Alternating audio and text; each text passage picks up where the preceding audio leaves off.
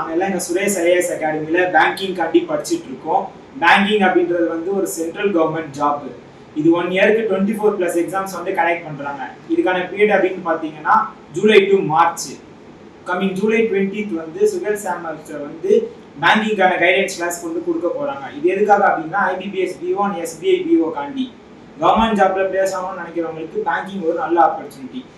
எங்களுக்கான கிளாஸோட டைமிங் பார்த்தீங்கன்னா மார்னிங் 10 to ஈவினிங் 5 வரைக்கும். இந்த 10 to 1:30 டைமில் வந்து 1 hour வந்து maths, 1 hour reasoning and 1 hour English இது பார்த்துட்டு இருக்கோம். லாஸ்ட் ½ hour வந்து நியூஸ் பேப்பர் செஷன். இந்த நியூஸ் பேப்பர் ரீடிங் செஷனில் வந்து புது வேர்ட்ஸ்க்கான மீனிங் பார்ப்போம். இந்த நியூஸ் பேப்பர் படிக்கிறது மூலமாக இப்போயே நாங்கள் வந்து மெயின்ஸுக்கு ப்ரிப்பேர் ஆகிட்டு இருக்கோம்.